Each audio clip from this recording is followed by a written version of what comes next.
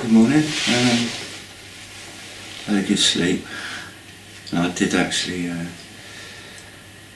get to visit my father yesterday, which I'm very grateful for the Lord answering my prayers and brothers and sisters' prayers for me. I just want to thank my brothers and sisters for their concern and prayers, my family for their concern and prayers and thoughts. Through the experiences I've had this week, yesterday was completely bizarre, and it's incomprehensible what goes on around you on a daily basis that we just don't see or understand, and it's always dismissed as doesn't matter, and to me that's frightening. It's frightening. So this is really an update on, and to express my thanks and gratitude, and to talk about families and the silly things in families. So with all of my family on my mum's side, every single one of them, and we'll all say the same thing, that each one of us, we're precious. Lives are precious, families are precious. Whether we don't like somebody or we've fallen out with somebody, at the end of the day, we're precious to one another. And it should be like that with everybody. With this young man, Lewis Hamilton, Black Lives Matter, and the sponsoring of those movements, and I just want to say, what a load of stupid nonsense. All lives matter, all people's lives matter. It's to undermine our sense of reason and valuing that we give the world's given these stupid little buzz phrases, and it's like a program, and people are just becoming more drone-like, even people in professional positions. And then you get to the ground level, which is what I experienced today, and these people are sober, disciplined, hard-working, caring people. And then the previous week, the people that are phoning me out of the dark will say to you, black is white and white is black. And then you get to the ground, they're completely unaware of what's going on around them. And you tell them, and they've got so much of their own lives to be burdened with. They've got all the responsibility of our loved ones' lives to be burdened with. And you've got these little dark, whether it's a mission of doing what's right, and they've been trained poorly, or they're proud, or they think they're too important, or something like that. Or they're just living, they're deluded, and they don't know that they're deluded. They're deceived, they're in error, they're unjust. And then you meet these people, they're just like, they would treat like you would treat other people. If you're a good, kind person, you meet these good, kind people, you stand face to face with them. You don't get shortchanged. You don't, it's not odd. You get people that are courteous to one another, and you get that in all life. You get it in the wars, but you got all these foreigners. It's like interrupting with your care along the line, and everyone in the line can't see what's going on. You report it, nobody cares. So there's being very vulnerable. That's very scary, and having vulnerable family members around you, it's very scary, because these people can interrupt important life-changing decisions. They can write something which is untrue, and it can bury you in a problem. And this is what I've encountered all my life, and other people have encountered it. I just want people to, step back and reevaluate your life and your values and what's important, and not covet after success and fame and glory or vanity. The most important thing is life, and one another's lives. All lives matter. All whether you hate these people or not, every life matters. The way I use, it's none of really anybody's business, but the royal family, all this, you get this media about all the news comes from the media, and opinion, it's opinion shaping into a jelly mold. and it sharpens people on one side and the other. It just undermines people's common sense and their ability to justly reason, well, who's a liar and who's telling the truth, who's honest and who's a crook. And people have lost, they're blind to, they're not blind to most things, but they're blind or blinkered to that sort of behaviour because they've never considered it possible. And it's like the ability of the law is broken down in dealing with these things because it's been compromised. That's what the world feels like. That's what our nation is. It's been compromised under a yoke of the bondage of lies and the devil. But people don't believe the devil exists. All these people that everyone's experienced and everyone speaks about, or everyone I speak to on the street, in my family, they encounter these people that have to come up close to you, have to walk the opposite way. I've heard it so many times that supermarkets lay out the aisles in a shape like that. So you're all going down, the traffic's all going down the same way, there's no crossing and bumping into one another. And there's plenty of wide space for people to overtake the slow one, taking their time. So you've got room to manoeuvre around as the queue goes round there. That's why they lay it out like that, to prevent the contact of this virus. It's just complete. It's almost like, well, why bother? It's just And I'm completely on side with hospitals locking down their doors to stop people going in. And I went to the hospital yesterday, and I was concerned about going in, not to get it, but to give it, And then, so I was as cautious as I could, because sometimes your attention's drawn away for a moment. And I tried not to touch anything, and I kept my hands to myself. But I was very grateful for the opportunity to meet the people on the ward and speak about my dad and the people caring for him. And I had an hour, and so I spoke to some people. But I had this psychologist phone me the night before, and I didn't know I could visit at this point. And he only phoned me because I'd kicked up a stink, and he come out of the blue. And I thought, and he was saying that he's part of the physiotherapy team. And he was offering an opportunity for me to contact my father. Now, up until all this point, everyone in the care that had been contacting me had been telling me there's no visiting on the ward at all. And up to that point, I wasn't being told where my father was, because I'd been lied to on the switchboard by both stations, or one station about the other one. And when I was given the phone number, it rang and rang and rang. And then I was told yesterday that it wasn't answered. They'd been experiencing problems and they didn't understand it. So, how do you just brush that off? I can't brush that off, because I got a continuity of people physically interfering. So with all this queuing in the supermarkets and all the violations of the measures that have been put out, whether you agree with the virus or you think it's a load of nonsense, why bother? Why don't they stay indoors? Or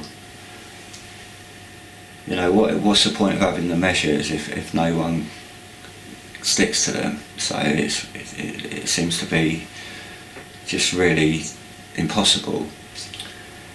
But there's a scripture that says the devil makes use of idle hands. Now, I want to trying to understand that, and how that, put that in a way where people who think that God doesn't exist and there's no purpose to life, and that the devil isn't a reality, it's a consequence of our behaviour.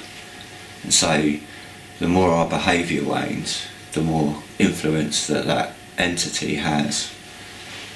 So to put it into words of people that think it's believable, I try and put it into a scientific or psychological explanation. So when you've got the omission, not doing what you've been asked to do, of right, the only thing left to be in your motive and your actions is the motive of wrong.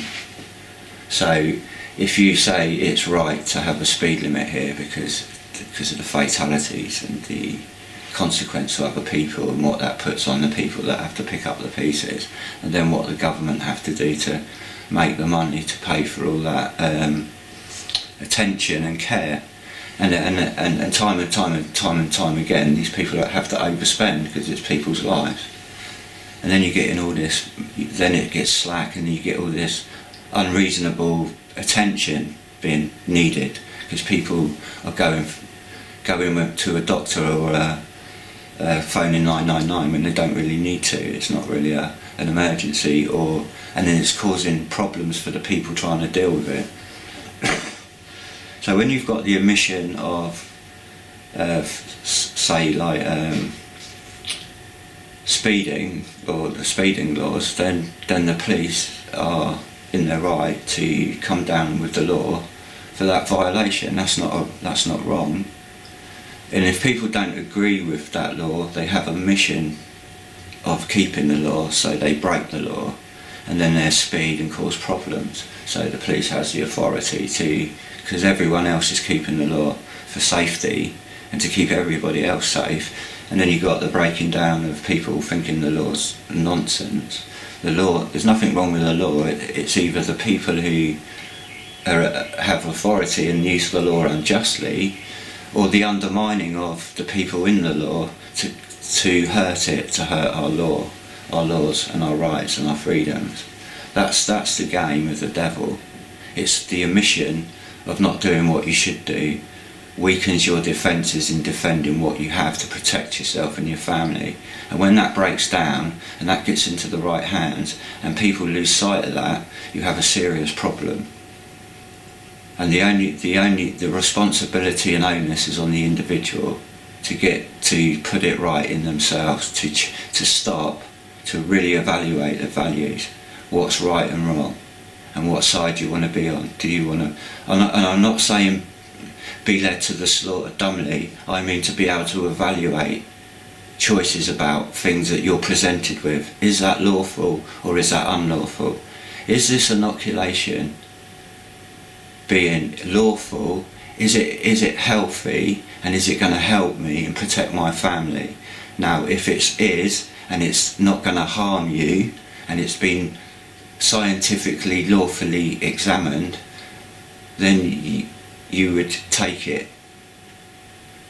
However, if it's unlawful, and it's been regulated unlawful, and it's been unlawfully tested and passed off that it's lawfully good for you when it isn't, and all the lawful procedures to test what is in it the trials haven't been done, like the 10-15 year trials that need to be done and run out and played out to see if there's any ongoing consequences in the future, haven't been done, and they say it's safe.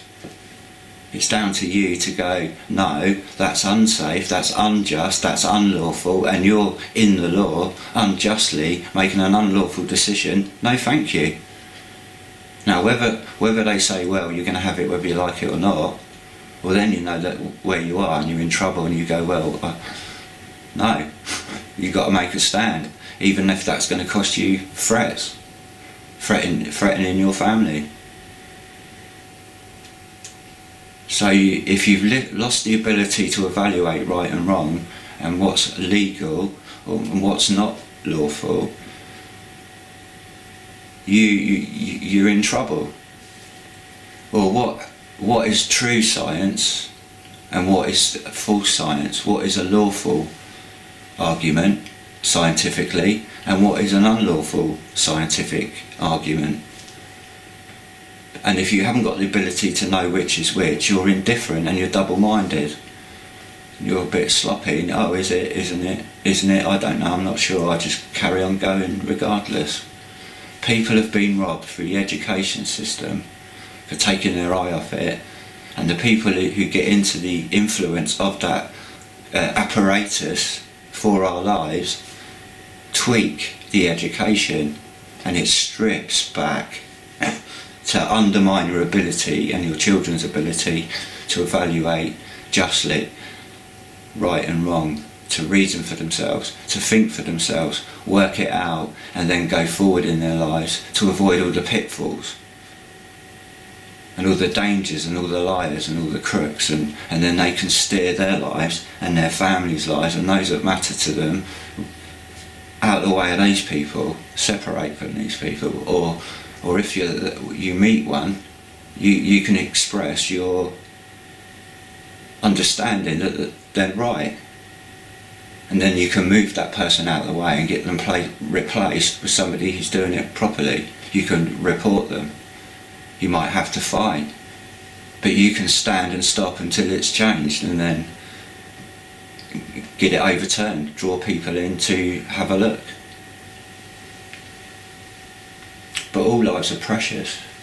You know, that's what I used to, like the royal family, you know, the Queen, and I'm guilty of it, because you're educated you're under the impression of all this influence in the world and young people's minds and culture, and you're swept up in all these different fads and movements, and you got to navigate that. And if you put your foot in it and get swept up in it, you go, oh, this is wrong, this is not profiting me anything, this is making my life a misery, this just doesn't agree with me, and I've transgressed, and it's developed within me some ugly behaviour that I'm ashamed of. And then you repent, you change your mind, and you go, right, I don't want to go down that road in life, I'm not going to get anywhere, I'm going to be miserable, I'm not going to have success, I'm not going to grow and learn.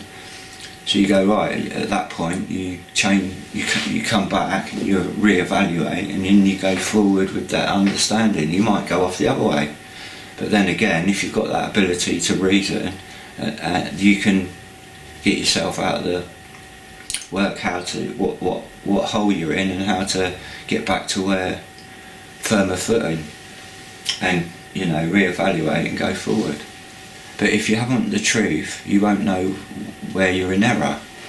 And I can't navigate this world. I've had to grow up in life with a mental age of a 2-year-old, because what I go through. And then you meet all these lying adults in your path, calling you a liar and writing it up, passing information to other people to pick up. They chew you up, and you've got no rights. They've stripped you of your rights. And the people that are behind this,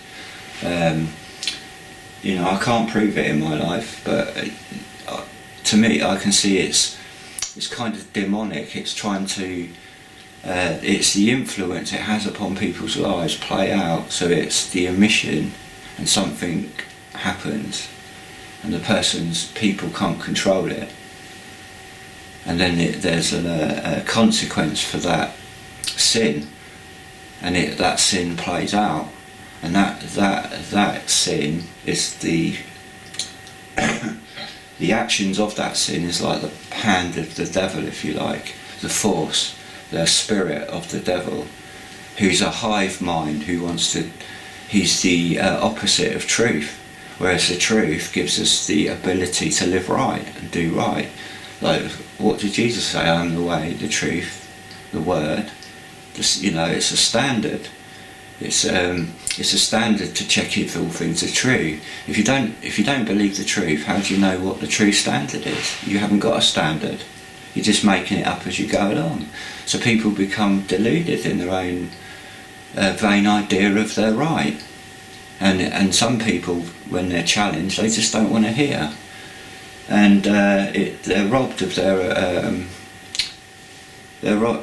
their ability to, you know, experience the gifts of knowing Christ and knowing God and knowing the word's true, knowing the Bible's true, and that knowing the omission of doing what's right leaves a vacuum for doing what's wrong. And everyone has that spirit. So you go out in the street, all these people that are doing that it's not a conspiracy of somebody orchestrating it, or it could have an element of that in it, people trying to fan it and encourage it, but taking advantage of that spirit and then leading that mob mentality up into a riot or something, or you know, or that could just happen somebody could naturally come along who's angry and lacking in knowledge and makes a blinkered judgment and gets angry and takes that anger and vents it in the wrong direction, and a lot of innocent people get swept up, and then people take advantage of that, like the enemy watching, waiting. So perhaps somebody who's released a virus on us, we don't know where this virus come from, what it is. I don't. I'm speaking for the public. I can't speak for the authorities, what they know and what they're trying to deal with and what their action plan is. We don't know. You know, and they can't just like, oh, by the way, everybody, you know, there's some, we don't know what's going on. Oh, you should know what's going on. Well, it's like, you can't expect people to know everything. You can't expect when you go into hospital that your life's going to be saved. You can't take that for granted, because these people don't know. They've got abilities to solve a problem as quickly as possible, and take it from there and try and, you know, stop the rot, and then find the problem and heal the person and allow the person to naturally heal along with their intercessions. But they can't guarantee anything, and you can't expect them to know if they miss something and go to law. That's not fair. They should sue them for that. No, life's a tragedy, and these people are on the line daily, dealing with tragedy. I couldn't cope with it. I'd have a breakdown just hearing about it. I think it'd be too much, you know, because what I've experienced already. So it is, and I can understand why the government want to protect those people from floodings of phone calls, but there was no need for it in my case. I expressed all this. I could reason that myself. I had that concern as much as they did, but nobody takes that into hand because of it.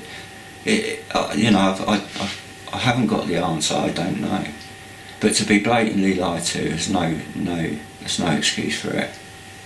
Especially when I've told them I'm traumatised, and that lie really opens my wounds. And I've reported malpractice.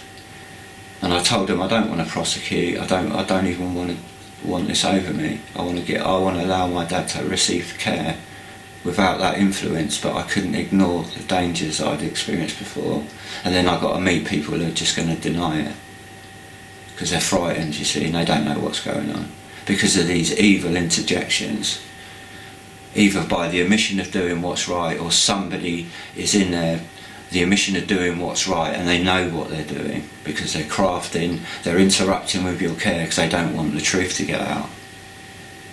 You know, and that's what I'm faced with, and that's what our society is. It's two-faced, it's putting up its best face. So this psychiatrist, I said, no, I can't. That would be too much of a problem doing a video link with my dad.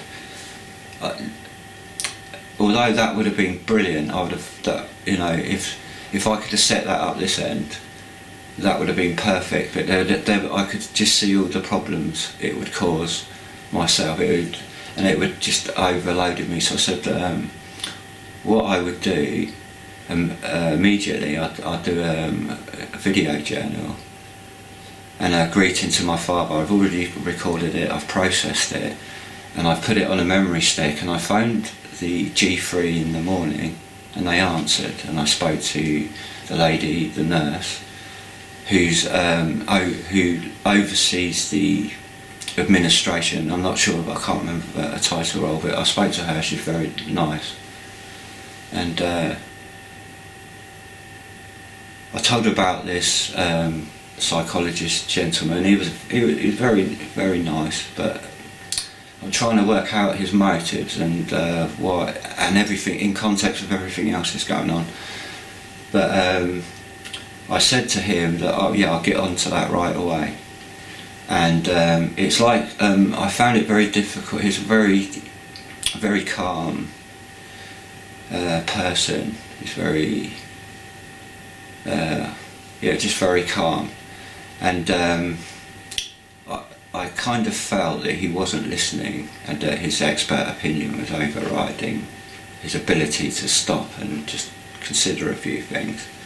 So I found that, you know, a bit, oh, I know it. And then I stand there and think, well, in my life I've probably read, perhaps about 50 very personal people's files with mental illnesses. And I'll tell you this, right? Each one of them's got about a string of different diagnoses from one expert to the next. And not one person aligning their care has gone along and say, that must be really confusing for you. To be told this with authority, and then that person will stand by it to the death. And then someone else comes along a few years later and goes, no, that guy was wrong, he don't know what he's talking about. And they stamp their authority. And then that poor person's going through all this chopping and changing different diagnoses. And then you get the new model. Oh, we learned from all our mistakes. This is what's going on. Don't listen to those idiots. And they're blinkered and blinded by their own ignorant arrogance, and their science is perfect. They haven't even looked at their science, psychology, psychiatry. Do some research of the people who, what they done in their personal lives. What did they worship? What were their motives? What were their values of human life? Not what they presented themselves to be, and the positions they're given in society, in high society. That well, he must be noble because he's got lots of money, friends, and he's got a chauffeur, and the door's open for him, and he's got a name, he's got letters after his name. Oh, bow down, worship.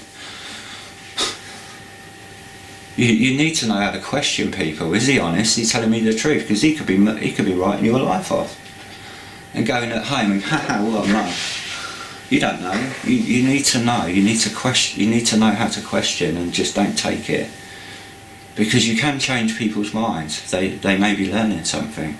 They may be growing in their understanding, and that can make a difference to the next person that they meet. I don't want to destroy anyone. I want to see people like for myself, I would for my loved ones and children, to have to abound, to increase, to have success, to experience happiness and confidence.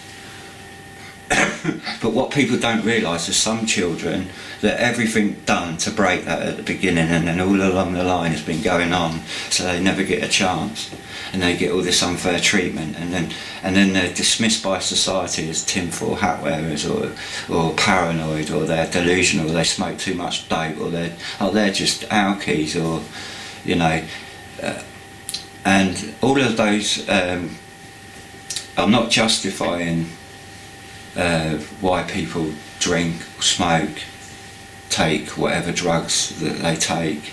I totally understand it, but they don't. None of these things will help. They're just another. They're the antithesis of the consequence. It's another wrong. But it's not your fault that you've been hurt and poorly treated, but it doesn't justify you to do that wrong, or to do something that is hurting you, or could potentially make your circumstances worse over time. So anyway, I made the journal, and when I phoned this nurse, she said, well, I don't understand, because we've had visitors on the ward for the last week. You could have come in last week and seen your dad. And so they're not aware that the people are handling me getting through to my dad. I've reported it. I had to, because I cry. Everyone I spoke to, people like even people who were assessing my father's rights to live, rights to have advocacy. I told all the experience I had, and how the problem was passed on to our GP, and how our GP had to take over it, and then how all the compromise, all the problems, and then this hot potato, no one wants to face the hot potato, and it goes on daily, and they're not. I don't know what the authorities are aware of, or what systems they have of trying to deal with these things. I really don't know, and I could sympathise with the scale of these these threats. You think of the nightmare of protecting the nation from rogue terrorist cells, like from Islam, thinking that it's right to kill in the name of their God, or Christianity. I'm a Christian. It's not right to go and kill in the name of God. There's only one justification, that's a lawful one, and that's to defend yourself against a foreign threat. And perhaps assist somebody else doing it in another nation, but not on the back of a lie, not on a half-truth to justify a wrong. No, it's got to be a proper. That's what our laws are for, and that's what our laws have to fight against when things are passed. When these decisions are passed, there's still people in the government that know it was wrong, and that something bad's gone through, and it's the consequences of choices, of allowing those people to get in those seats, because people don't know where to place their votes, because they don't know how to evaluate who's wrong and who's right, and it's difficult to look behind each candidate and who they've been involved with. You've got to have a good knowledge of politics. I don't. I find out, I've got learning disabilities. I was speaking, had an opportunity to see my family yesterday, my cousin, and we were talking about all this covert, a mention of covert gang stalking, gaslighting, and all the components available to see who's participated in this activity. And he goes, he says something like, I just don't know about it, shaking his head, looking bemused, and I thought, he says, I don't understand all this stuff. And I said, I said, yeah, Alan, I know exactly how you feel. You have a knowledge, but you don't have a complete knowledge. And I was trying to share to my cousin, he's a few years younger than me.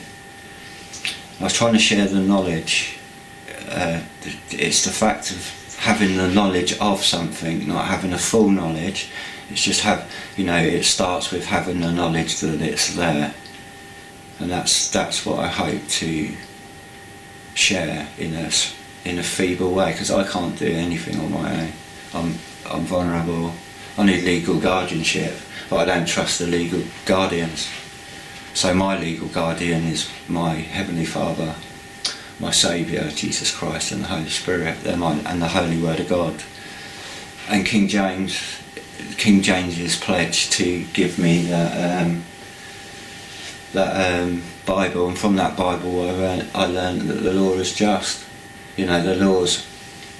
The just laws, to use the law justly for the protection of families and people's lives, values, what they believe, what families believe, the right for a parent to say, I don't agree with that, I don't want my children exposed to that, and you're not teaching that in the education system, and I'll pull my child out of your responsibility. You are demonic, or you are crazy.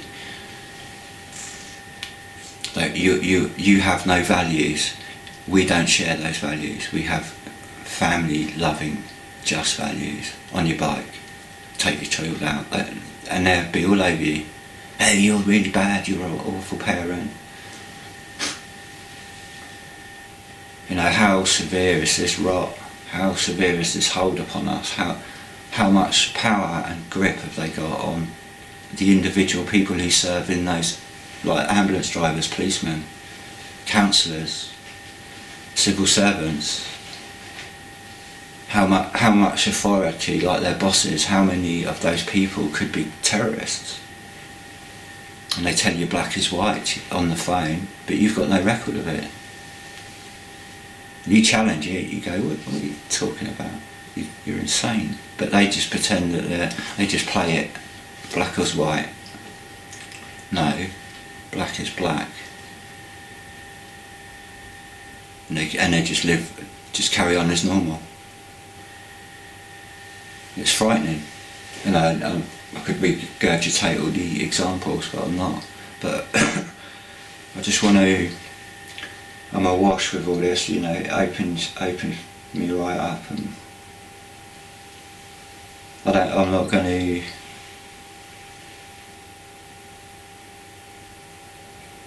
let it upset me or worry me. I've given it to the Lord, and I'm thinking about the good I can do to people while this is going on. So I was very reassured of the care my dad was receiving, and so I've done him this video message and phoned up to get hold of this man, this psychologist who spoke to me yesterday, and I spoke to the nurse or the receptionist, and she said, I told her about it, and I said, oh, could I drop it in? And I said, I've got just a thank you card. And she said, oh, you could come and visit your dad. Why don't you come and visit your dad? And we made an appointment in the afternoon. So I spent up all night editing this video for my dad with text. And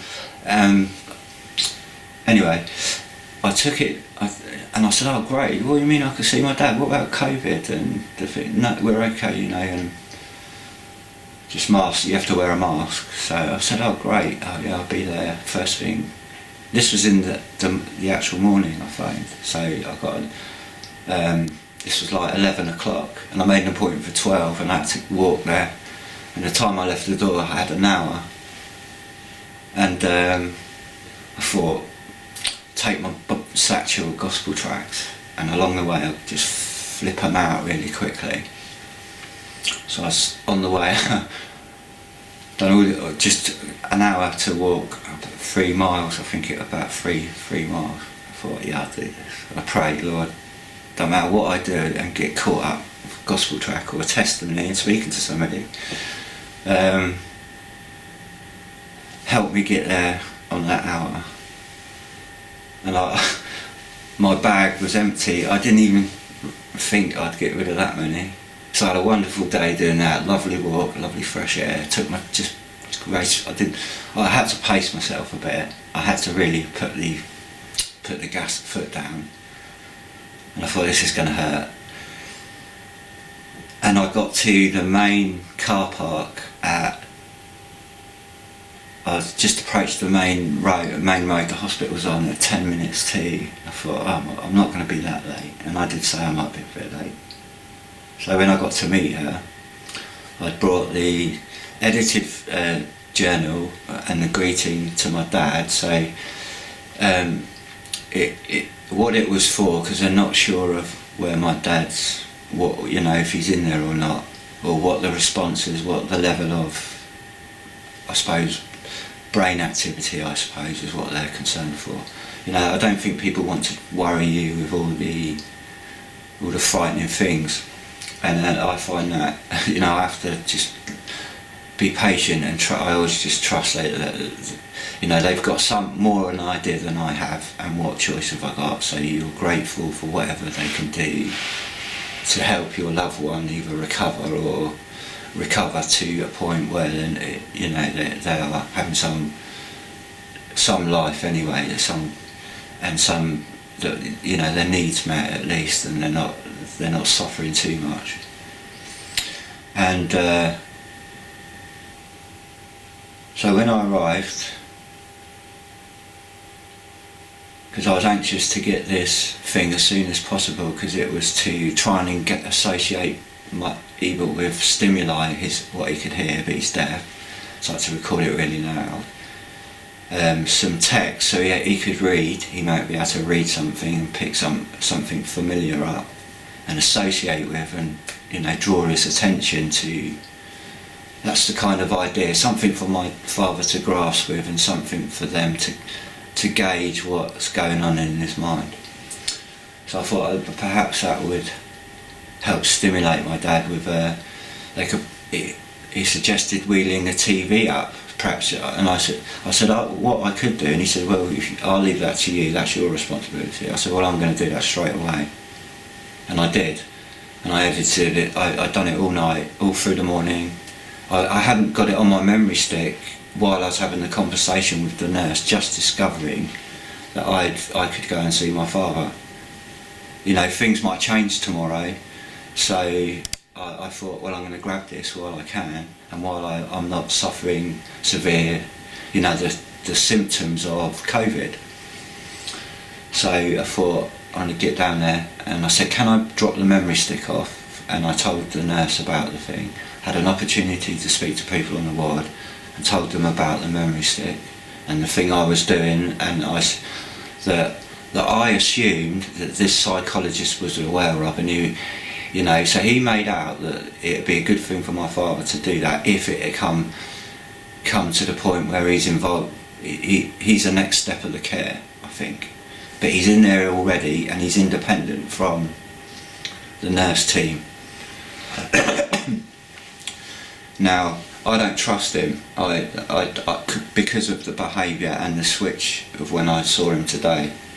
He's trying to I feel, whether he's aware of it or not, but I feel it's like a handling measure.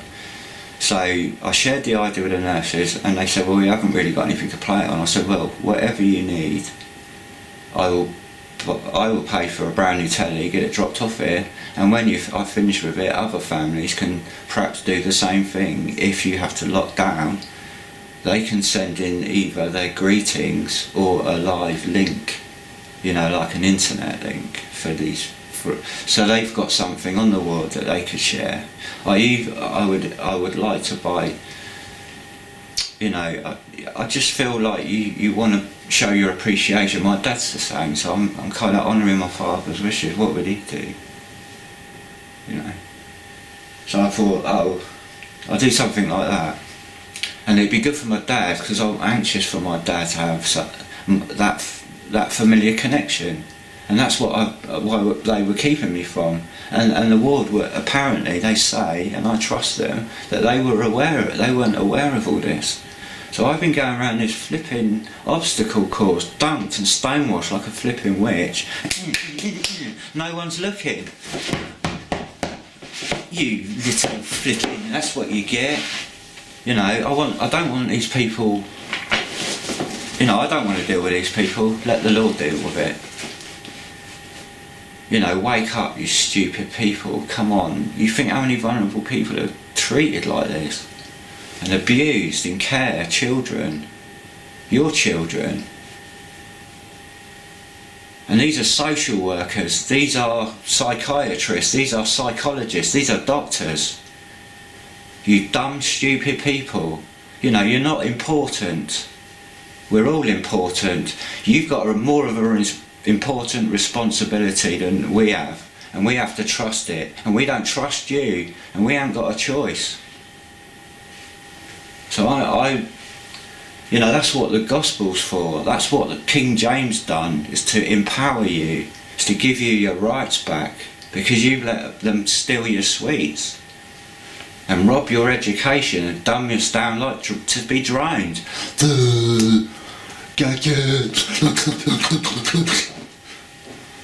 You know, I don't want any part of it. I just want to get on with my life and avoid it. Can I? No. Have I got any rights? No. Does my life matter? No. It's hypocrisy, but Black Lives Matter. What Black Lives Matter is so they can stir you up so you riot. Wake up. Dumb lives don't matter because they tear everyone else up. It's wicked. Come on, grow up and stop playing these stupid, dumb political circus acts, you know, and throwing people into innocent lives and chewing them up. That's what Satan does. He just wants to smash families up. It's the omission of right and wrong in your life. So if you're not living right, it's just for it to happen to you. But I don't want to be ploughed up in it. I stand up to these people, but does anyone stand up for me? No. My Lord is my stand, and he stands up for me. And people think, oh, it's a load of nonsense, you believe it. Well, you don't know any different. You haven't got the knowledge. You haven't been what I've been through, and you don't care for my family. You don't care for me. You don't care for my loved ones like I do. And you don't know how I feel about other ones' loved ones. I feel exactly the same as they do, so if they were in my life, I would care as much for them as I do my own. No common sense and reason, no values, no morals, because you've been given the snake oil and you've drunk it. We've all had to drink it. But you don't have to drink it if you don't want to. You drink the Bible, you drink the Holy Word, you drink the truth, you drink life. You live life, you drink life. You live off the things that help you in life. Values, principles, right and wrong, apology for being wrong, or to humble yourself when you need correcting. To get over, the hardest thing to get over is ourselves, and I know how hard it is to get over myself. It's always there. Those impressions we experience in life are always there. But the only way to get the victory over those demons and those impressions in our lives is by somebody who's more powerful than us, who's holy. He's the complete whole standard, the bread, the loaf. And you need to eat the bread, drink the blood, be covered in the blood. You need to accept what he's done for you that you couldn't do for yourself. You need to believe in the truth. And there's no other truth. There's no other standard of right and wrong. You don't have two rights and wrongs, and it's the truth is just debatable. You know, it's all in the mind of the beholder. Well, you've got no value. You're like a wet sponge. Anything goes, then, doesn't it? If everyone's got their own opinion, it doesn't. It depends how you view it. Nobody knows. But people do know. Unfortunately, people don't. So you get this collision. You get this conflict of dealing with bad people, or dealing with like the law. They have to deal with criminals and terrorists and bombs and horrible things, and then that puts a burden on everybody. Anyway, so I met the people on the ground, which I know, I'm not against the NHS. I'm against the way that they use political, and that's probably for a good intention to give them but to me that's taking advantage of their goodness. These people need individual praise, and every single one of them, not to be put on the media and let's all, I don't like being, led along like that on a false pretense. So it's quite right that the people at this time are commended, but but I just felt the people who were promoting it their motives weren't genuine. So I felt very uncomfortable about taking part.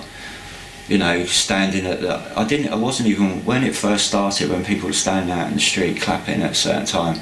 See, I was busy with managing my own needs and my own life, and my father, taking care of my father. So I wasn't aware of what's going on, and I thought, what's going on? This is in the first lockdown of the clapping. Then I saw all the hype on the telly, and it just put me off it. And I thought, I feel really, I want to commend them, but I thought I'd do it my own way, I am thankful and grateful for these people. What I'm not grateful for is the devils and the badly behaved people, or the people who make serious bad errors of judgment, or they're abusing what they can do to lie, to cover up things or manage a problem. It has a consequence. It really inconveniences. And when you've had it all your life and you're hurt, you're at the most vulnerable point of your life, you're exhausted, you're gutted open. People just don't realise what they put people through. And then you walk up the street and someone comes up and starts on you for no reason, or something like that. And they don't even consider what you might have been just experienced. You lost a loved one at that moment, and you're moaning at them in the supermarket. You say something really hideous, this stupid people with COVID who wear a mask, and that person can just have the most gutting life news in their life, and they're trying to hold it together. And you have to come across these poor attitudes, and you've got to suck it up, or So I wanted to thank all those lovely nurses. But as I was leaving and spent I just want to thank everyone involved, not just the nurses, but all the people that are, dealing with all that in the hospital. So with the NHS thing, I decided, just to be grateful to God, to be thankful for all men really, and especially these people at this time, to be grateful for that they're there at least. And that's with any service, ambulance, fire, the military, the people who go out and defend us. They got families, they got grandads and granddads, and that's how I view people. It's like you're somebody's son, you're somebody's daughter, and you're either somebody's auntie or somebody's nephew or niece, or somebody's uncle, somebody's friend, someone's brother, someone's sister, someone's grandparent. That all those roles are experienced in life potentially by each person on each side of the sexes. So all this, one life is more important to the other, and I found that most people that are prejudiced to you are black people. But I'm sympathetic to the way that black people are exploited by these crafty people who stir them up and treat them bad. But what people need to realise is the bad people treat all good people bad, whether you're black, whether you're white, whether you're Chinese, whether you're Asian. And we're all deep down, we've all met wonderful people of all over the world, wherever we go. Because people are people, nobody controls people, personalities. Life builds that personality. They're God's creation. God owns those people, these beautiful people. And these people are potentially could lose their lives, they could lose their salvations, because God's just. So he's created these wonderful people, and he's created bad people. Or you could say he's created people and given us the options to make right or wrong choices, and from those right and wrong choices, bad people breed into the human race, as well as the good people breed into the human race. And those values continue in there, and those values continue that way. Then you get this splurging, then it affects the children, then you get these black and white, black and white, black and white, white and black, black and white minded people. And I'm as sick as anybody in the head because of all the sickness around me, in my environment, in the world, the media, the dominance of things, the exploitation, the lies that people say on telly into my home. So I'm looking at the news and you've got people making laws and who lie. They lie like chocolate melting, or butter slipping off a hot bit of bread, like lies. People get used to lying. People can lie without thinking, because people live lies, so they have to lie at just like that, at the top of a thing. And sometimes people lie to protect for the right reasons. I understand that. Or to manage an impulsive reaction to some news. But if you're sincere and honest in yourself and your heart, you will know how to seriously and honestly deliver that news without causing fear, because you do it with love and concern for everyone involved. And then people go, yeah, I've got the same mind, so I'm with you there. And people, whether you can deal with it or not, at least you're aware it's there and you can address it individually.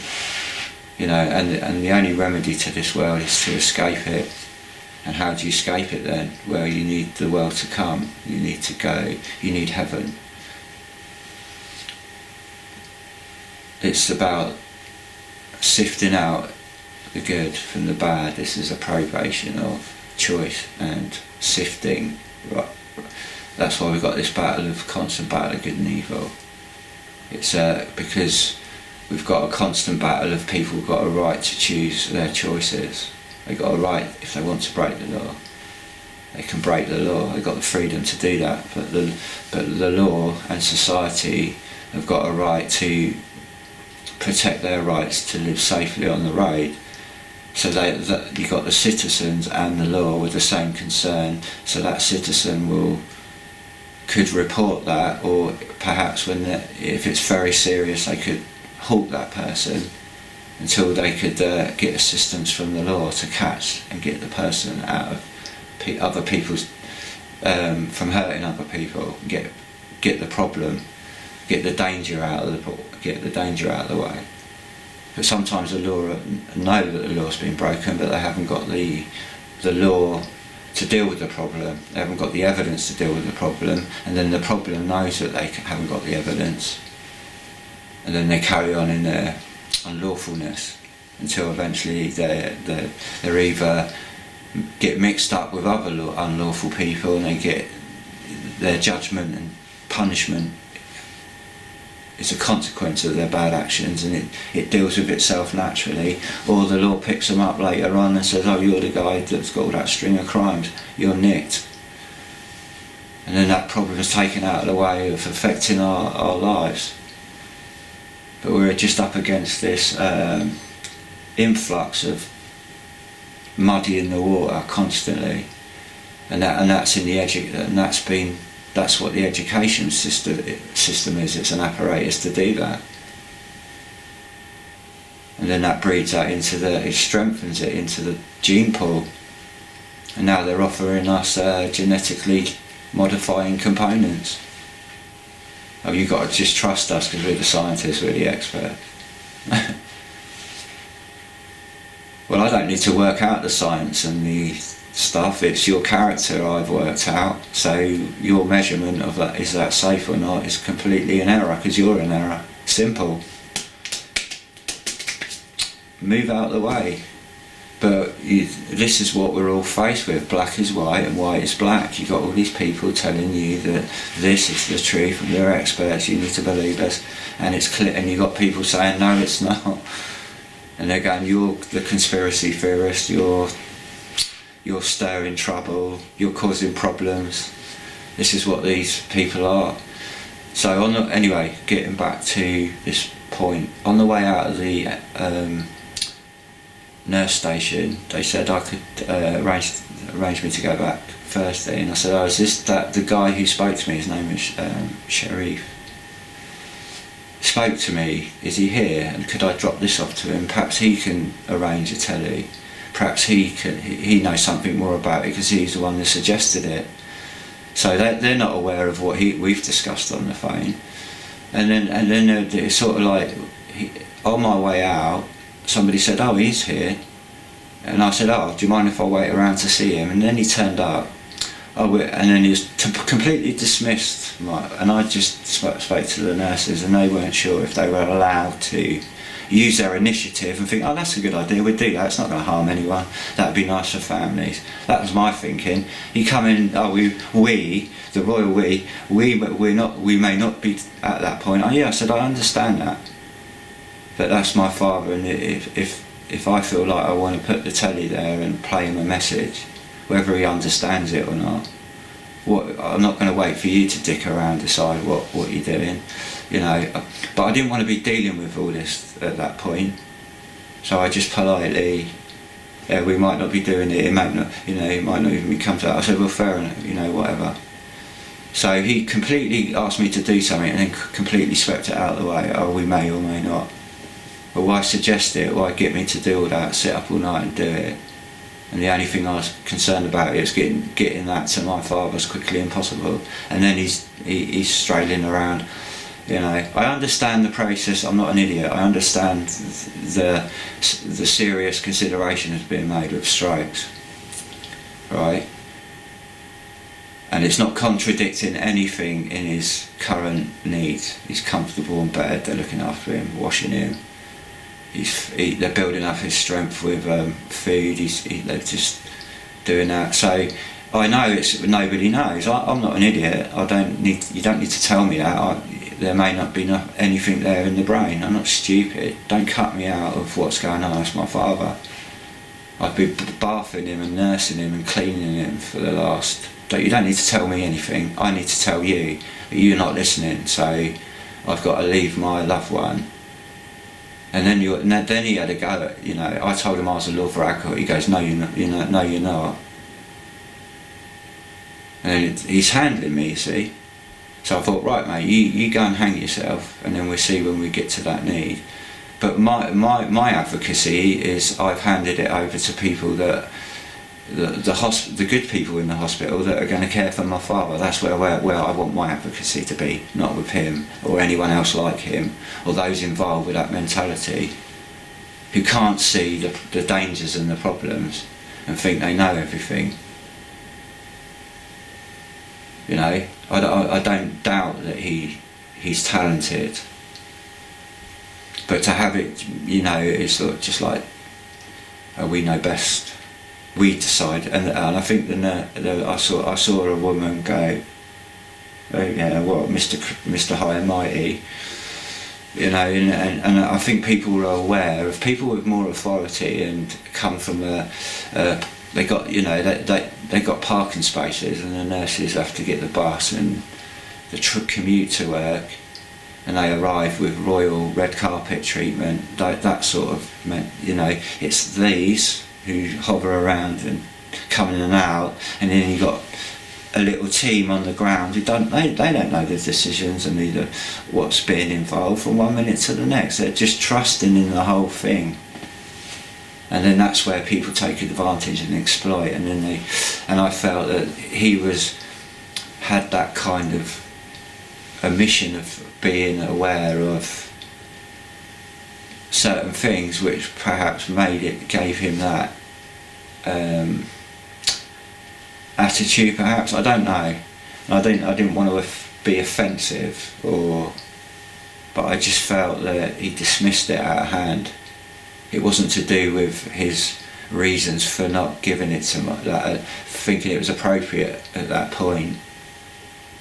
It was the fact that I don't need him to tell me that. And if I was there and I was allowed to take a TV onto the ward, there would be no problem to put the earphones on my dad, put them on his hair, turn the volume up, and when he opens his eyes, he might not be, it doesn't matter. I don't want him to comprehend the whole video. It wasn't the point. It was something that you could. I put all the familiar things with him on a loop. A walk of his life where he walked the dog. What I'm going to do is I'm going to upload it, and then online, I think, and add it to this and something else I've done, and I will leave it as for people to see, because I don't know if they're going to play it or even they'll be stopped from letting my father see it, because these people, I feel, amongst the process are trying to handle and manage me and the problems that I had with my mother, and I'm afraid for my father, because it only takes one of them to smear a bit of COVID when the other nurses ain't looking, because they're not aware of the Catholic behaviour and mentality, and all the other secret societies, Freemasonry. You get good Freemasons and you get bad Freemasons, you see, and the bad Freemasons will take advantage of the good Freemasons because they compromise themselves because they've allowed themselves to mix with people like that. They don't consider that they're bad people.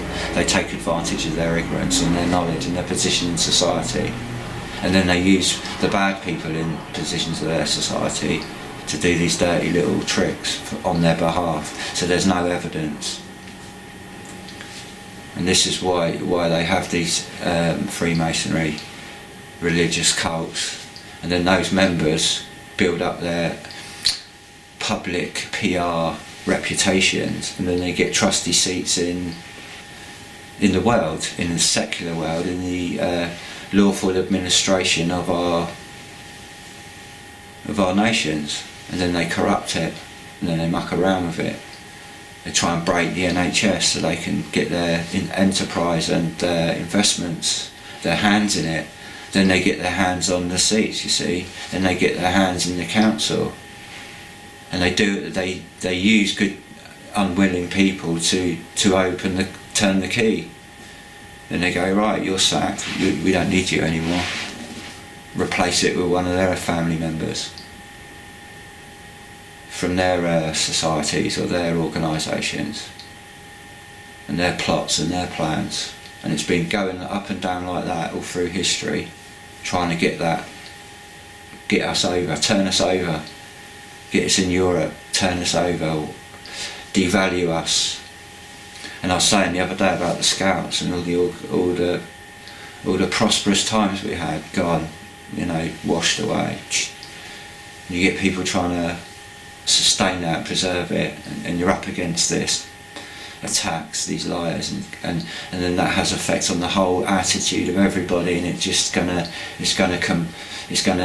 fizz and consume itself, and we're left with a generation of lovely people, but they're lacking in the knowledge and the avenues to grow in a healthy way. They're gonna get caught up in being exploited. Their talents are exploited and their lives are exploited, and then everyone's led into a compromise. So I'm just going to round off, but leaving the ward, I thought, the contrast and the hypocrisy that the people on the ground, it just goes to show you. And I'm so grateful that I was got under the radar. And on the way out, he pinned me down, or I requested to see him, and somebody notified him I was there. So, I'm not faulting the man, I'm faulting the kind of the wind of motive, and there's no need for it. It was unjust. So I don't know if he just I don't know, guarding his responsibility, taking his responsibility a bit too seriously. He was a very nice guy, very gentle-natured, very kind, considerate. He did, he was very. He did respond to my concerns, which is, I thank everybody that's been concerned for me and for my father, and I'm very grateful for those people and the NHS, but not the ugly side. I'm not going to stand here and lie, and that's why I felt uncomfortable about standing in the street. And then you got the media playing with it. Oh, it's all ours. We're encouraging this. No, I'm thankful for all the people that went out, the sort of people that go out and cheer those people. That's who I'm thankful for. I don't need the media to tell me that. That's what they rob you of, your own sense and reason, and they dictate what their news is. So I'm going to close there. I'm going to just so grateful for all the good care involved, and I'm grateful to catch up with my family. And I hope that they're well. I doubt if they'll see this, because I'm tired of regurgitating this to everybody. I've got to I contact my family member. And if I'm contacting them when I'm up in the middle of being upset, and I need to, or they've rung me, I have to, and you're in the middle of it. You got, can I call you back? But I don't want to hide it from people, because I care for my family and I'm concerned for their danger, that they're in danger. But none of us are powerful to do anything. And if people don't want to accept Christ, because I'm not going to deny Christ in my life, because he's my protector, he's the one who's protecting me. And I don't want to go out, I can't go out my way and protect them from these people, because they come out of the woodwork and they're just wait further up up the road in your life, somewhere in the line that you need to do, and they'll set something up there and they'll wait for it.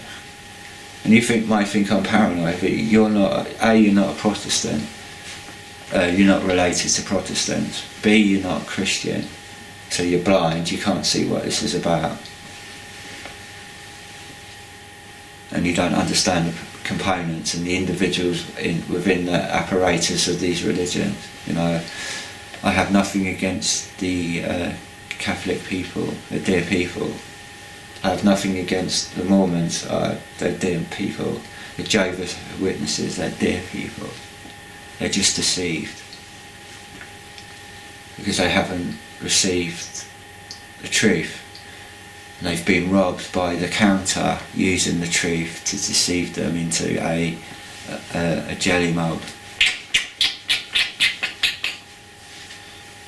And they've been robbed of knowing Jesus. It's just to know Jesus, to know you are, he died for you, saved you, and he'll help you and protect you, he'll save you in this life, he'll save you from making bad choices, and if you make a bad choice, he'll save you and help you put it right. And if you don't accept his help, you'll be stuck where he leaves you. But if you go, I'm stuck where you left me, Lord, pick me up, he'll pick you up and lead, and you take the step. So he protects me, he made it happen, he made all that horrible, that adversity go away, and the contrast was a nice still peaceful pond, and the ward opened up, all their hearts are open, and I got to go inside the hospital and experience, just make contact with my father, tell him I loved him. And then, I might not have that opportunity ever again. That's why I made the video. So I'm going to put the video online with this, and then perhaps people can. There is a bit of swearing in it, but it's tongue in cheek kind of thing. So you have to, try not to be too pious. If you, I didn't offend the Lord. And I said, Lord, I'm sorry for that. But there was no need for me to do that, but I did confess it, say it was wrong. It's bad language, I don't like bad language, but it's just one of those things that people will perhaps chuckle about, and it will lighten someone. I'm hoping it will perhaps give someone an idea how to reach their family if they're panicking. This is why I've done it as well, that's my thinking. Somebody's anxious and they're trying to get their loved one in hospital, then they start being cut off because they're getting so overwhelmed, and it's putting such a burden on people. Whatever foul play may go on, or doing things that you should really do, but because of the consequences of all the wrong things going on, it makes you make more wrong decisions, because you've been put in a position you can't make the right decision, because the right decision you've blown. You should have made it a long time ago. So you get all these problems that you're forced to make wrong decisions, and that's what hospitals have to deal with. They're forced to make wrong decisions because they've been put in that position. So it's not the individual's fault, apart from if they're not aware of it, they could be adding to it rather than relieving the good care that's going on in it. I'm grateful that I met those people who are upstanding and outstanding. But what happens if they start to fade and they're replaced? We are in serious problems. So thank God for those people. I thank every one of them very much for their, what they do. And I'm totally aware people make mistakes. I completely get that. And all things are forgivable, and that's the point. I've been forgiven. Who am I to judge? I'm just grateful. But I can judge between right and wrong, and that's what I do. So I wanted to share that contrast, that bizarre contrast. But I give glory and thanks to the Lord, because he made that. It's the same with my mum. We had this, it's like the devil will stir the whole world up around you to stop something. And the only way to break through that and change the way the adversity is creating and force it, the way your life was going, to cut me off from my dad, destroy me, and destroy potentially my chances of my dad recovering, and then potentially leaving him unguarded when the good people are mixing around and a bad one comes along. And they do something, or they miss something out on purpose and tell other people that they've done it, and then a nurse will come along and think, and then they address it, or they don't, or it'll be missed, and that will cause a spiralling problem.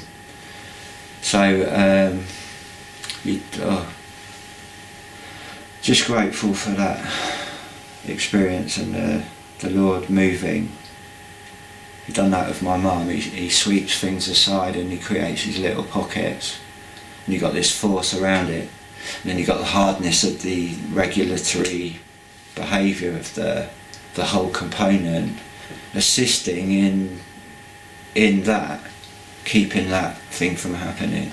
Or whether that's just the decaying of life and the emergency is keeping you away, that there's nothing you can do about that.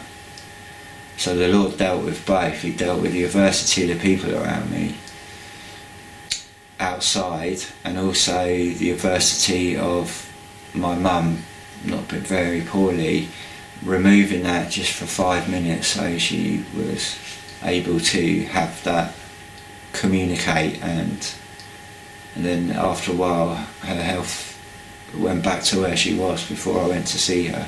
So the Lord was able to create that, that little space where we could have a heart to heart and deal, say those important things you need to say to your loved ones if you haven't said them already, or reaffirm those things. What it all boils down to is I'm grateful for you and I love you, those kind of things. I'm really sorry for my behaviour. You just get that out of the way before someone goes, because you don't want to be living with the regret and you'll feel guilty. Swallow your pride. That person's precious. You may not be here tomorrow and your loved ones might not. And the most precious person is Christ, because he died to save all of you precious people. But God sees us as all dirty rat bags, and we're filthy, rotten, wicked people, pigs. But if you don't think yourself of that, you don't know what your heart's like. Because my heart was like that, and I can honestly say that I could be a good person. But in a blink of an eye, I could potentially develop that evil in me, just like anybody, any one of you. And that can come at a really bad decision. You could be making the decisions for one of your lives, and something's happening in your life, and that sharpness comes out, and you completely destroy somebody. So all good people, all people with responsibility have the potential to do evil. Because we've got evil hearts, we've got corrupt hearts, and people don't see it because they think they're good. They can't see that the good that they're doing it's not their doing, it's just what choice they've made, and that brings about good consequences. Doesn't make them good. That makes them they're just doing what they should be doing. But they can't take the credit for that. Only God can take the credit. So when you're self-righteous, you offend God, because you're ignoring what he's done for you. So you're dismissing him out of hand, that you're better than God. Can't do that. You've got to bend your knee. I'm no good, Lord. You are holy. You're right. I need you. You don't need me. And then he helps. And then he can help, because you've allowed yourself to be helped. You've allowed yourself to be saved. You've allowed yourself, and you'll be born again. Not by changing your behaviour and developing a new learnt behaviour. No, he will change you inside like that with his love. He'll give you his love, and that love will remain in you forever. And it's that love that will help you justly measure what's right and wrong, because that love is his word, and his word's final. And it's a standard. There's only one word. And by that one word you can evaluate by yourself lawfully what is right, what is wrong, what is not of his word. Because if you read the Bible, it's all about family, all things you share. It doesn't say, oh, if you two do this happens. No, it's speaking about life. It's speaking about all the things that we've experienced. So if they're true, our life experience is true, and it confirms that in the Bible, then the bit in the Bible that confirms it must be true. But no, it's God, it's nonsense, it's rubbish, it's religion. No, it's not religion. It's nothing to do with religion. It's to do with being helped, being saved from yourself and from people like ourselves who contribute to the world without a foundation of truth. So we're doing it off our own, we're right, I know best, the world knows best, the experts know best. And then you contribute to that blindly, thinking you know best and you know right. And you might get rewards for doing good service. We all get rewarded for doing good, because we get the fruit from the goodness. But that doesn't make us good. That just means, an alligator or, a poisonous bat, a serpent could lick an ice cream. But that doesn't make him not dangerous. So none of us are really, good. And once you're saved, you've still got that old nature. You've been saved from your corruptness, but that corruptness is still in you until you are changed, until the next life where that corruption that is in you, in your flesh, will go into the ground, or it will be changed in an instant. But with that spirit of God's life in you through His Son, which is eternal and incorruptible, and it's your gift to you, you're part of that. You will leave that corruption behind, and you'll put on His incorruption in the next life.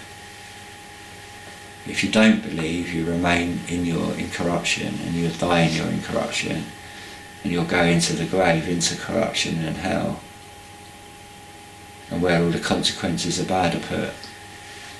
So don't go away. Once you bring a force into existence, there's no end to it, because God's eternal. So what He brings to existence remains forever. Look at all the rubbish in space; it's going to be there forever. So the only way God can clear up all the litter is burn it. And all the bad ideas, the only way you can get rid of them, they'll always be there. Now they're out of the bag, so He's got to put them in a pot, burn them, keep them in fire, keeping them in His fire, keeping them under control. You can't let them loose. So it's like if you teach your children, you put a gun in the house and there's no right and wrong. Watch out. Anyway, I'm going to close there and get this video together, because I'm really exhausted, tired.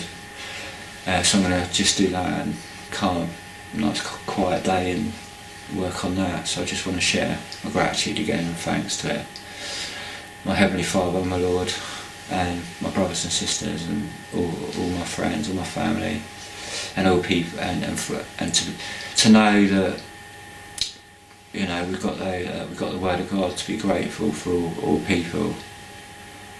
Or the fact that we live on the earth, and we've all been given life, and we've all been given a value. Although all life is precious, and that's why Christ died to save it, because it's potentially worth saving. But the way it is, that people are dismissing their own value, and they're replacing it with a false value. But those lives are precious, but they're bad, they're dung. So those precious lives won't be saved. And that's the sad thing, that's the hard thing to convey to when you warn people, when you're close to people, and they don't grasp it, they don't want to listen, or they're put off by it, because everyone, Christianity's a stink. Not the gospel, not Christ, and not Christians, Bible believing Christians, but the way Christianity's been handled by organised religion, and they say that they are Christianity. So they've given Christianity a bad reputation, but it's nothing to do with Jesus Christ or the Word of God. And that's what it's been trying to undermine. That's why these things develop. It's to corrupt and confuse and keep people away from the truth on the table. Just like whistleblowers, you get all these varieties of confusion, and then cries of conspiracy and donut and tinfoil hat wearer. It's to keep people away from learning of what's been going on, so they don't get prosecuted, or the public don't become aware of something and they will boycott that service, or they boycott that behaviour, and they won't be deceived and used and taken advantage of. Their goodness they won't allow their goodness be taken advantage of, and their lawfulness taken advantage of unlawfully. It's too much for me. It's too much for anyone to really get their head round, and to carry all the concern as well, and then to be exploited. To have grown people in power, in connections, traumatise me in my home, interrupt the care process, and then turn around and have people say, oh, you're paranoid, you make it up, you talk about the devil, you're deluded. No, I'm just down to earth, just a normal, everyday person who loves people, loves my family, love my friends, but I don't trust anyone in this world, not even in my family, because I know what I'm like. But I love them. But families can unwittingly hurt one another. I've done it loads of times, unwittingly said something, and it's offended somebody, and it's been taken the wrong way, and that person gets upset. It's a difficult ground sometimes when you're touching sensitive areas. You don't want to talk ill of any of your family, or talk about your family in pointing out a negative fault, and you don't like it having pointed it out yourself by other people, especially if you're not in the right. You're unjust as well, and then you point out an unjust thing in somebody else, and then it causes, how dare you, and that's right, how dare anyone. It's like you got to be, how can you make a difference until you see in yourself that what your failings are, what your weaknesses are, and where you perhaps may rub somebody up the wrong way, and you don't realise that you're offending them, but they hold it back so they don't want to hurt you, or it's very difficult to connect with people and bring up topics and talk about them. Sometimes you've got to be patient and wait for an opportunity where people are humbled, and then you can have those moments, and that's where you address these things. But it's difficult, and really I just trust the Lord to help me and make these events possible. So that's what I'm thanking for, giving the Lord the thanks for it, and sharing the testimony of His grace, His love, His concern for our concerns and everyone's concerns. But if people don't want to be helped by Him, you've got to help yourself to be helped by the Lord. You've got to receive what He's done for you, and then you'll receive His help and protection. Read 2 Kings chapter 6. That's the sort of protection you get. Read Joshua 1:9, I think it is. That's the protection you get. Fear not, don't worry anything, I'm God. He takes care of us. He moves.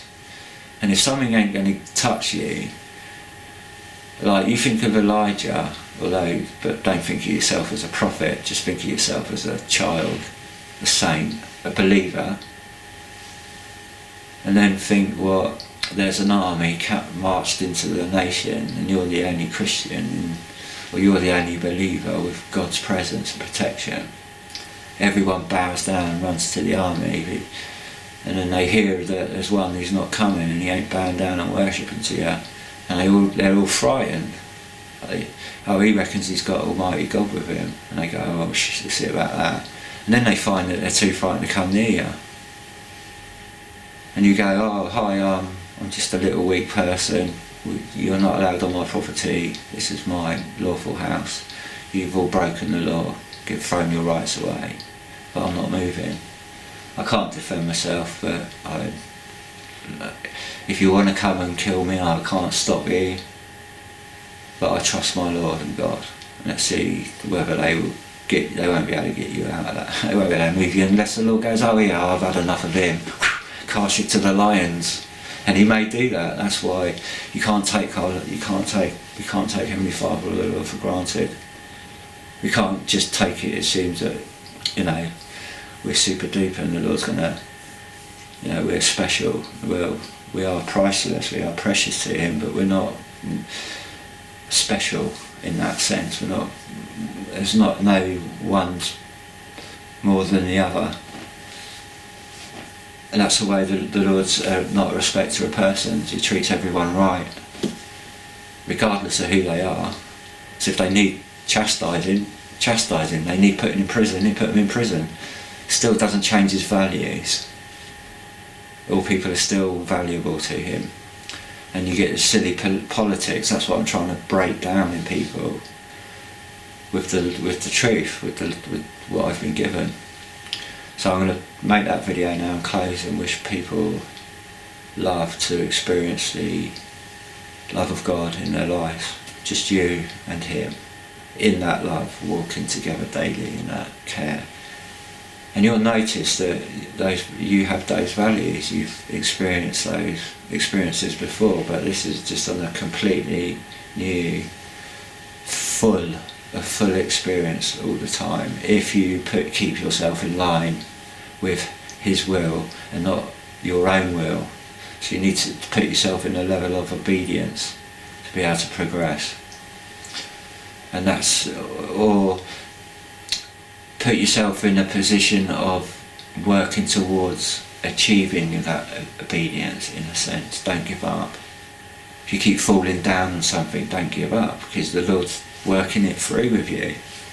And don't take any notice of other people, because they might not necessarily understand fully, but they want to hold up the victory for you. So you might find that you got to hold on to everything, the truth. Anyone who speaks the truth, you got to hold on to it. Don't fight it.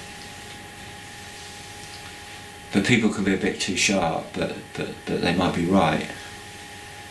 It was just sometimes the delivery might not have been best. You just got to forgive everybody in the church that is in there, that you perhaps are or going to look for help, and you hear something on a video and that person was right in what they're saying, but the way they say it is sort of like a cutshot. You can't dismiss the truth of what they're saying. You just got to try and filter out, well, that brother was right, but he was a bit cutting with it. He was a bit sharp or a bit. And you forgive and go, oh, I'm grateful for I got that, what I needed to hear. I just didn't like the way it was, heard, but never mind. Forgive and forget, move on, and be grateful for the knowledge you did receive. That's my kind of try and approach. If I'm someone says something right, but they don't understand another area and they're wrong. Right is right and wrong is wrong. So that's probably the message. Right is right, wrong is wrong. And we live by faith. We all live by faith. But are we putting our faith in the truth, or are we putting our faith in the lie and error? So you can't have, there's only two, there's only one or the other. There's a right way and there's a wrong way. And we need to know, well, are the ways that we think are right, and I'm just living another wrong way? Or is there an alternative I haven't considered, and I have a change of mind and I put my faith in that to see if it's the right way? And then you put your faith in the truth and you discover that it's true and it's right. You will know through your faith that was the right way and the right choice to make. And that's the gospel. It's the only way, the narrow way. That means not many are going to get through that. And then the broad way is just at the end of your life, it's a wall that you're going to hit. because you're not in the narrow way, because that's eternal. There's no end, there's no death. Even though your body dies, you're not going to die, because that which is eternal saved you from that death. So you're on the straight and narrow. Without Christ, you can live on the straight and narrow, because it's Him that lives in you. It's not you that controls Him. And that's what people don't understand or see or comprehend. And it's impossible to describe what it's like to know for yourself. But that is on offer for all, and that's what I'm trying to present. So I'm going to close and wish everybody safety and wisdom how to navigate this potential eventualities that could erupt up the road. I pray that there won't be any disruptions, and I pray for the Lord's protection on people, the innocent, the church and the vulnerable, and the government and their families, and for people to make wise choices on all levels for this to navigate this circumstance we're all in the middle of. So I'm going to close there and get on my bike. So in the name of Jesus Christ, amen.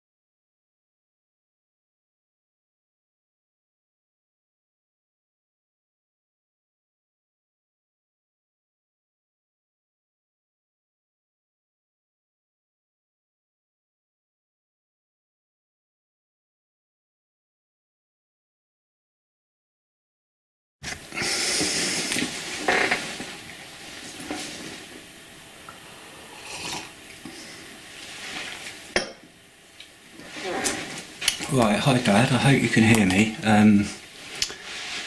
I've turned the volume up on this because I don't want to shout, it's late. And I want to do it, redeem the time and get this done before the rather than do it in the morning, because I don't know if I could pass this on as soon as possible. So I thought I'd do it tonight. I love you, and I just I've written a list of things, so I'm going to just say that everybody's worried about you, they're thinking about you and asking about you. We're all hoping you'll recover. I just want you to relax and cooperate as much as you can, because it alarms me, because I know it's out of character for you to be like that. So these people are doing all they can, these lovely people, and trying to figure out and help you build up your strength and figure out what's going wrong. So if you're frightened or frustrated or worried, just relax as much as you can and allow these people to do their job, because it must be very difficult for them. And I know you know that, Dad, I know you appreciate that. I've got a few things I'd like to include, so I'm trying to imagine where you are, and how many people are present and how many people are around you, if you're in another ward or it's only a few of you. So I'm just going to speak to you as it's just you and me, but I want to pass on some things, Dad, because I keep forgetting things that might help, and so I've written a list. I just thought of another thing. There's so many things. Right, I'm just going to speak as though you're not there, Dad, so excuse me. My dad's hard of hearing, and he's deaf, and he's more deaf in one ear than the other. So you wouldn't know that, and that's very important to pass on. And another thing is he's constipated. He's not very well. He's regular. It's about once a week, and he's not very. It's usually consistent like that. So he tells me, and that I've noticed. But since he's been weaker and weaker, and kind of a routine breakdown, because we used to have a dog, and he used to have that to take out for a walk in the morning. So it's just sort of he's become a bit more and more forgetful. So he's very forgetful. And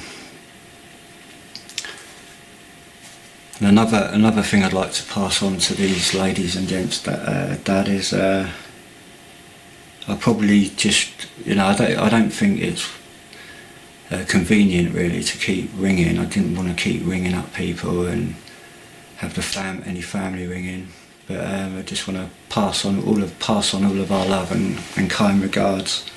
My dad likes jazz music, so maybe I haven't got anything like MP3 player, because he doesn't really listen to a lot of music, and he stopped watching the telly. He lost interest in the television, and so I don't know what's going to stimulate your dad sitting there, TV or something, a bit of noise, or that'll probably annoy you, I don't know. So difficult really, because my dad's not a very great conversationalist, and so it's very difficult, but I hope that I'm praying that you can figure this out, and I'm praying, Dad, that you'll get better and that you will recover. But if you can hear me and you're resisting because of something going on inside, just relax, because it would help. And nobody knows what's around the corner, what tomorrow's going to bring, but I am aiming for you to return home and work out some support for myself and you. But I don't think that far ahead. I'm just taking one day at a time. I think you're safer off in there because the world's, as you know, it's sort of, I think there's going to be pockets of fraction, like friction and outbursts in places and possibly violence. I nearly experienced it in the shop the other day. So, but I'm okay, Dad, and I'm cleaning the house. I've got plenty to do, so I'm okay. So don't worry about me. Just rest yourself, get a good rest, and if you can hear and you're not asleep or anything, or I know you can't see very well and you probably haven't got your glasses on, so I've just had a shower, I'm tired, and I'll leave it there. But if it comes another time and these messages are fruitful, I'll perhaps do another one. So I'm going to close there. And I'd just like to, I know you would like me to, another thing, my dad hates being a nuisance and an inconvenience. I think I said that. And he's got tinnitus, so, but that's irrelevant. And anything, if there's anything else you need to know, ring me. What I was going to say was, I'll try and ring once a week. And I'm sure you'd, I'd be notified if there was anything serious, and I'm quite happy to rest and leave him in your hands, and I'm very grateful. So I just want to share my gratitude for all the good caring people, and and I pray for what's going on. I pray for your families. I pray and hope you're all kept free of COVID. I keep forgetting to ask if there's any COVID, and how you're all doing, but I've put all the angst and worry aside and the problems I've had on, but I just wanted to thank everybody, and I pray for people's families that are kept safe, and they escape any of this nasty bug. And I'm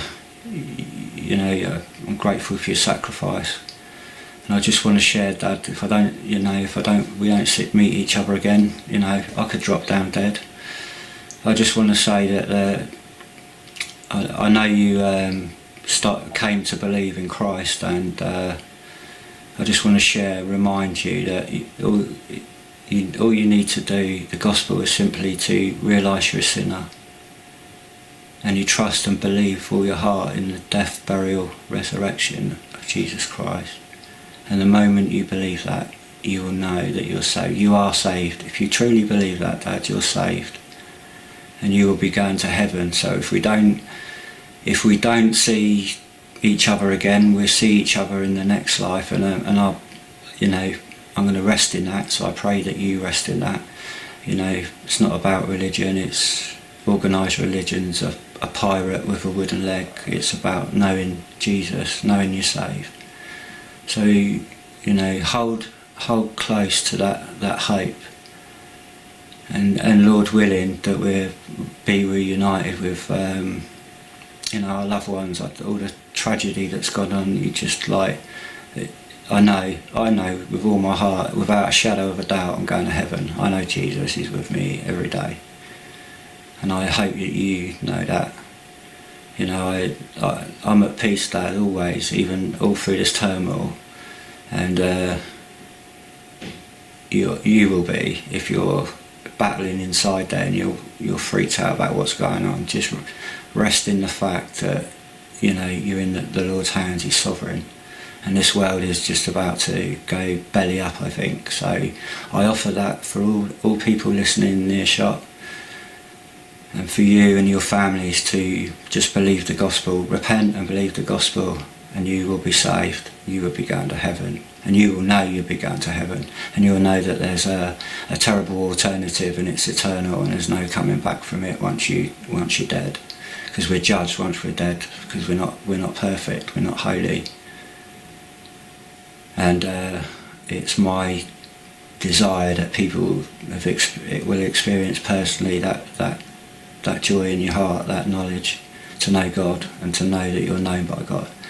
So Dad, I'm going to get to bed because I'm sleeping and I haven't eaten yet, so I'm going to have something small to eat.